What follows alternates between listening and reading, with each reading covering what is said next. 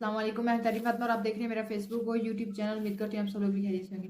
नाज़रीन, जैसे कि 8 फरवरी को आइंदा आने वाले इंतखाबात इलेक्शंस की तारीख दे दी गई थी कि 8 फरवरी को इलेक्शंस होंगे और उस हवाले से मुख्तलिफ सियासी जमातों के सियासी रहनुमाओं की जानिब से बयानात सामने भी बयानात दिए जा रहे हैं और इलेक्शंस कैंपेन्स की जा रही हैं। पीपल्स पार्टी वालों की जानिब से जो है इलेक्शंस कैंपेन वो भरपूर जारी है।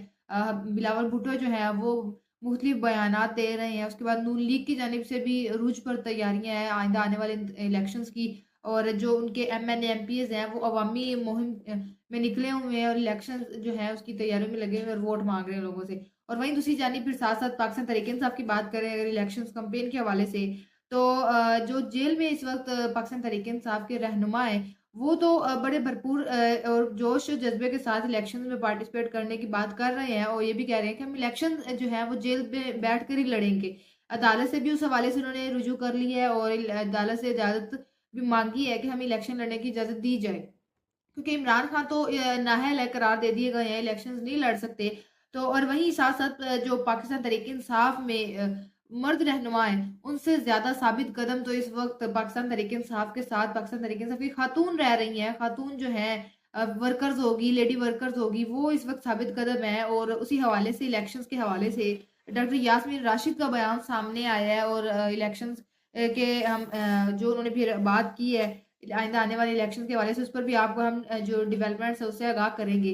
फिर वहीं साथ-साथ हबीब अकरम की जानिब से भी एक बयान सामने आया है इमरान खान के हक में, वो भी आपको बताएँगे। और जो पाकिस्तानी ज़ायरीन है हज और उम्रा करने जाते हैं सऊदी अरब, तो सऊदी अरब वालों ने की जानिब से एक जो पाकिस्तानी हज और उम्रा ज़ायरीन के मुतल्लिक मुआहिदा जो है उसकी मंजूरी तय पाई है। उस अहम खबर से भी आपको अपडेट करेंगे।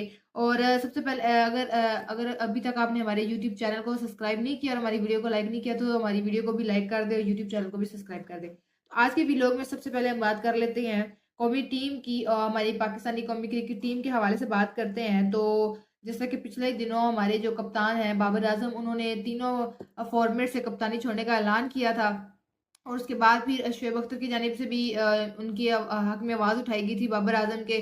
और एक बहुत बड़ा क्राउड जो बाबर आजम के फ़ैन फॉलोइंग है उनकी जानिब से भी कहा गया था कि बाबर आजम ही हमारे कैप्टन हैं, हम ही उनको एज़ अ कप्तान देखते हैं। तो आज फिर जो जावेद मियांदाद है उनकी जानिब से भी बाबर आजम की हमायत कर दी गई है और हम उनकी हमायत में आवाज़ उठाई गई है।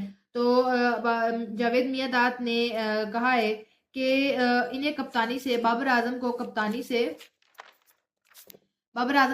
से हटाने वालों को क्रिकेट की बुनियादी समझ ही नहीं है। पाकिस्तान क्रिकेट टीम के साबिक कप्तान जावेद मियांदाद ने पाकिस्तानी क्रिकेट बोर्ड की जानिब से वनडे वर्ल्ड कप 2023 के बाद बाबर आजम को कप्तानी से हटाने के फैसले पर सख्त नापसंदगी पसंदीदगी का इजहार किया है। मीडिया को वो इंटरव्यू दे रहे थे, बयान दे रहे थे, जिसमें उन्होंने बोला कि फैसला साजों को तनकीद का निशाना बनाया और कहा कि इनमें क्रिकेट की बुनियादी समझ की कमी है। बाबर आजम एक बेहतरीन खिलाड़ी हैं, इनकी कारकर्दगी में मुसलसल इजाफे को नज़रअंदाज नहीं किया जा सकता। कप्तान को हटाना सिर्फ कारकर्दगी की बुनियाद पर नहीं होना चाहिए। जैसा कि अब पाकिस्तानी टीम इंडिया में वर्ल्ड कप खेलने गई थी और कुछ अच्छी इतनी ऐसी खास परफॉर्मेंस नहीं पाकिस्तानी टीम की जानिब से दी गई थी और फिर जैसे ही पाकिस्तानी टीम वतन वापस आई तो बाबर आजम ने कप्तानी छोड़ने का ऐलान कर दिया था। तो अभी तक जो है बाबर आजम के फैंस की जानिब से कहा जा रहा है कि इनको वापस लाया जाए और हम अपना कैप्टन बाबर आजम को ही कहते हैं। और हालांकि जो वनडे है और टी20 है उसके लिए कप्तानी के लिए नाम भी दे दिए गए थे और शाहीन शाह अफरीदी का नाम भी उसमें सामने आया था। तो अब देखते हैं कि पाकिस्तानी टीम जो अब नए हमारे कैप्टन आते हैं वो किस तरह हमारी पाकिस्तानी टीम को लेकर चलते हैं और कारकर्दगी बेहतर होती है या नहीं होती। अब बात करते हैं सरफराज उमर चीमा की, उनकी जानिब से भी इमरान खान के हवाले से एक बयान सामने आया था जिसमें उन्होंने बोला कि साबिक गवर्नर पंजाब सरफराज उमर चीमा की इंसदाद दहशतगर्दी अदालत में वो आज पेशी थी। तो उधर वहां उन्होंने मीडिया से गुफ्तगू करते हुए कहा कि चेयरमैन पीटीआई इमरान खान के साथ खड़ा रहूंगा। 9 मई का फायदा मुस्लिम लीग नून और पीपल्स पार्टी वालों को हुआ है जो कहते थे कि इमरान खान फितना है और जो इमरान खान को फितना कहते थे वो सबसे बड़े फितने हैं। ये बात उनकी जानिब से की गई है। और वहीं साथ साथ फिर हबीब अकरम का भी बयान सामने आया है जिसमें उन्होंने बोला है कि इमरान खान ने गिरफ्तार होने से चंद दिन पहले कहा था कि मैंने अपने हिस्से का काम कर दिया है, बाकी अवाम खुद करेगी। आज नौजवान उसी को आज़ाद मानते हैं जो कैद में है। तो ये बात इमरान खान की जानिब से की गई थी कि मैंने जो काम करना था मैंने कर दिया है, अब आगे अवाम का काम है, तो उनका काम था अवाम को शऊर देना, कौम को शऊर देना, जो उन्होंने दे दिया है। और अब आप अगर बाहर निकले, सर्वेस करने जाएं, तो आपको अनपढ़ से जो अनपढ़ बंदा है, जाहिल बंदा है, आपको वो भी बता देगा कि इस मुल्क में पिछले 75 सालों में, 76 सालों में किस तरह लूटमार की गई थी। एक जो शऊर है कौम को देना होता है, वो इमरान खान ने अपनी कौम को शऊर दे दिया है। और आजकल की जो यंग जनरेशन है, वो तो इस बात को नहीं मानती और वो अपने कप्तान लीडर के साथ खड़ी है। तो बात इमरान खान ने ठीक की थी कि जो मैंने करना था वो कर दिया, वो अवाम अपना काम कर रही है। अवाम ने कहा है कि अगर इमरान खान इलेक्शंस में नहीं होंगे, पाकिस्तान तहरीक इंसाफ जो है बैलेट पेपर पर नहीं होगी, तो हम वोट भी नहीं डालेंगे, वोट ही ज़ाया कर देंगे। तो ये बात इमरान खान की किसी हद तक दुरुस्त थी। अब जो है एक अच्छी खबर, शेर अफजल मरवत साहब जो पाकिस्तान तहरीक इंसाफ के वकील हैं, इमरान खान के लीगल वकला टीम में से हैं, तो उनको एज अप्रिशिएट किया गया था। उसके बाद फिर उनको पाकिस्तान तहरीक इंसाफ का सीनियर नायब सदर मुकर्रर कर दिया गया। तो एक अच्छी बात, एक अच्छी खुशखबरी शेर अफजल मरवत साहब के लिए है। अब बात करते हैं जो सऊदी अरब की जानिब से पाकिस्तानी हज उम्रा ज़ायरीन के लिए एक मुआहदा जो किया गया है, उसमें उसकी मंजूरी दी गई है, जिसमें जो है सऊदी काबीना ने पाकिस्तानी हज उम्रा ज़ायरीन से मुतल्लिक मुआहदे की मंजूरी दी है। मीडिया रिपोर्ट्स के मुताबिक सऊदी अरब की जानिब से पाकिस्तान के साथ आज़मीन हज और उम्रा ज़ायरीन के लिए मुमलिकत में किए जाने वाले इंतजामात के हवाले से ताउन के मुआहदे की मंजूरी दे दी गई है। और इसी मुआहदे की मंजूरी जो है सऊदी फरमा शाह सुलेमान की जेर सदारत सऊदी अरब में काबीना का इजलास हुआ था, उसमें दी गई थी। आने वाले साल में पाकिस्तान आज़मीन हज का कोटा जो है वो 1,79,210 रुपये रख दिया गया है, जिसमें 50% सरकारी है और बकाया जो है निजी स्कीम के तहत फर्जिया जो है हज अदा करेंगे। इसी हवाले से पाकिस्तान की निगरानी वफाकी काबीना रवां साल हज पॉलिसी 2024 की असूली मंजूरी दे चुकी है, जबकि निगरान वफाकी वजीर मजहबी अमूर अनीक अहमद ने हज 2024 के लिए दरखास्तों की वसूली के हवाले से बैंक अफसरान की तरबीती जो सेशन का इफ्तिताह भी कर दिया कि 2024 में जो आइंदा आने वाला साल है, उसमें हज की दरखास्तें अभी से उसकी मंजूरी स्टार्ट हो चुकी है। तो एक अच्छा इकदाम किया गया सऊदी अरब वालों की जानिब से। अब हम बात कर लेते हैं डॉक्टर यास्मीन की, जो उन्होंने आज मीडिया से गुफ्तगू की है और आइंदा आने वाले इंतखाबात के हवाले से उन्होंने भी बयान दिया है। बड़ा कोई सख्त उन्होंने बयान दिया है और जिसमें उन्होंने बोला है कि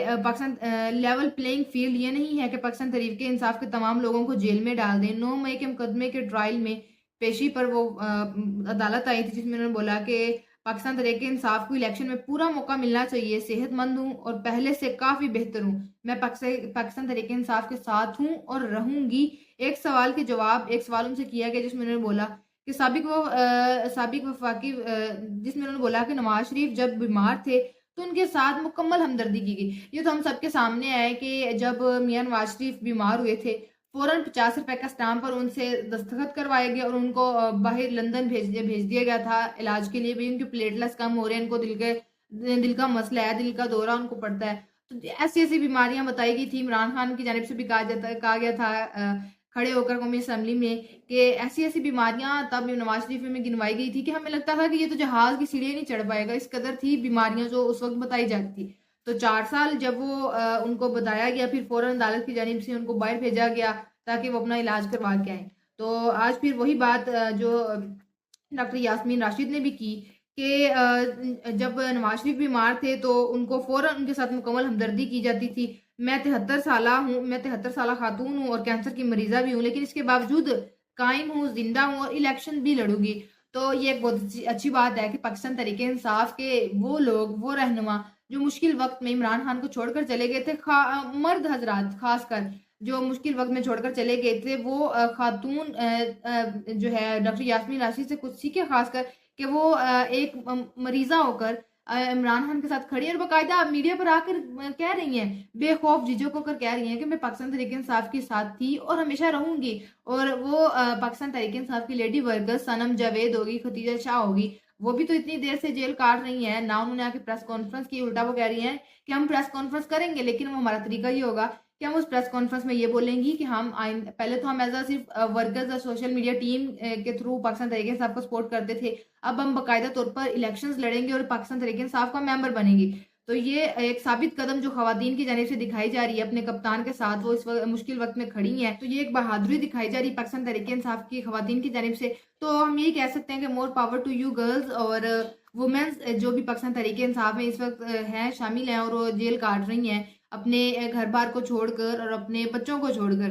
तो अब देखते हैं कि आइंदा आने वाली जो 8 फरवरी को इलेक्शंस हैं, अवाम उसमें क्या फैसला करती है। और इवन जो लोग इस वक्त रहनुमा पाकिस्तान तहरीक इंसाफ की जेल में रह रहे हैं, वो खान साहब को पैगाम दे रहे हैं कि खान साहब आप घबराएं नहीं, और अवाम भी कह रही है कि खान साहब आप नहीं घबराएं। अब अवाम के हाथ में फैसला है कि 8 फरवरी को बाहर निकले और अपने वोट का जो है वो सही इस्तेमाल करके जिसको चाहती है वो उसको हुकूमत में लाए। तो अपना बहुत सारा ख्याल रखिएगा। आज के वीलॉग के लिए इतना ही, आपसे इंशाल्लाह मुलाकात होगी अगले वीलॉग में। तब तक के लिए इजाजत दीजिए। अल्लाह हाफिज।